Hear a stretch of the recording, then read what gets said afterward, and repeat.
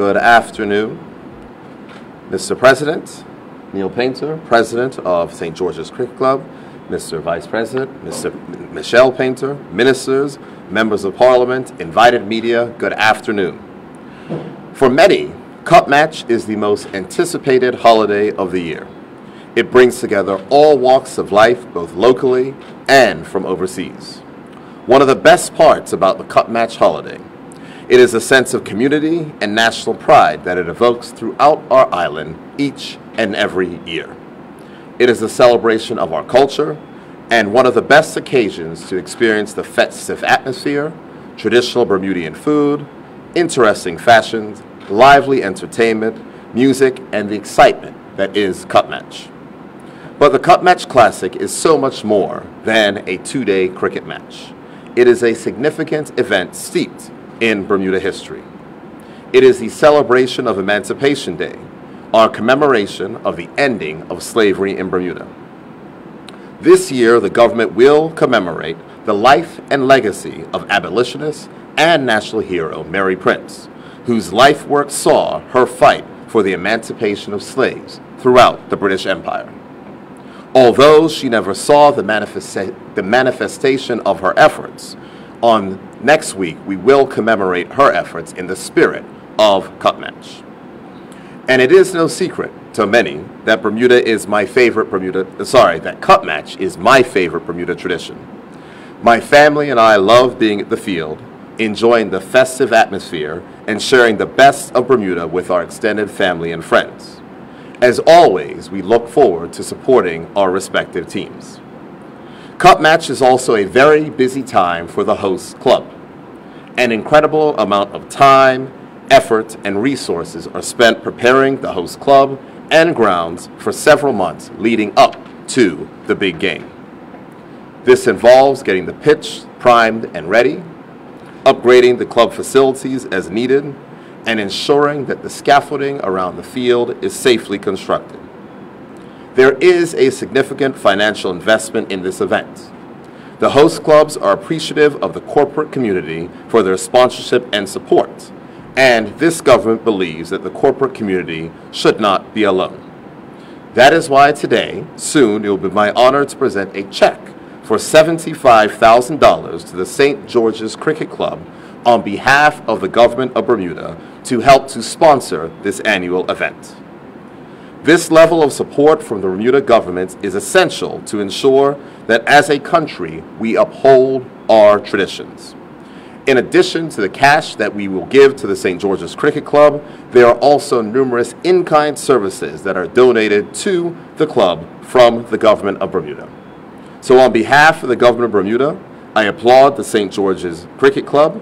I applaud its president, Neil Painter, the management and staff, and dedicated members of this fine institution for their hard work and dedication in preparing the grounds in anticipation of the 2019 Classic.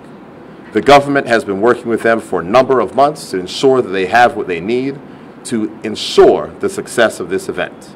Best wishes to both cricket teams. I look forward to an exciting and competitive match. But most importantly, I look forward to spending time with fellow Bermudians as we celebrate one of our most important traditions. So with that, it is now time to present the check. And after that, I'm sure we'll hear from the president himself. Sir, this is for you. For St. George's Cricket. Key point. Do we need to step out? Or we'll do it afterwards? Afterwards? Sir, after you. Okay, good afternoon, everyone. As esteemed Premier mentioned, that it is our most anticipated holiday in Bermuda, where all walks of life, visitors and locals alike, come to enjoy a two-day match steeped in tradition and celebrating the emancipation of slaves in Bermuda. Let me say first, it is indeed a pleasure and honor to receive this check from the government of Bermuda, because as they know, this is a huge investment in a community club that is run by all, if not many, volunteers. So this $75 will go a long way to ensuring that not only this event is successful, but that our club moves onward and upward as we move and as we support our community in St. George's. And we do say thank you. I see I'm surrounded by a number of East End MPs. They are all dressed in blue and blue. I even changed my tie, so I'm wearing light blue for this occasion. Are there any members of the media that have any questions for either me or the president? I have a question about alcohol consumption during the holidays, and if that's a concern of the ministry, and if so, what steps are being taken to deal with that? I can't speak on the ministry perspective, but I'll certainly speak on the government's perspective. I would expect that St. George's Cricket Club, as a licensed establishment, will ensure that the rules are followed. I do know that we have responsible consumption, and we're going to make sure that we promote responsible consumption of alcohol at all of our events. And I know that the persons who will be at the bar will certainly be making sure that there is no underage consumption of alcohol that takes place at St. George's Cricket Club. Yeah, and as a requirement of our liquor license, our bartenders are tip certified. We also have people on management who are tip certified, so we are compliant with what is required by the Liquor License Authority. Mr. President, how is preparations doing for Big Victory? Well, as you can see, they're ongoing. They're going very well. You know, our management team has been working diligently for the last, say, 6 months to ensure that this event goes off without any hitch. So we are well ahead of the game. I think the only thing that we really need to do is on Monday, if the weather's well, put the tarpaulins up and then hope for 2 wonderful days of cricket so that Bermuda can be entertained.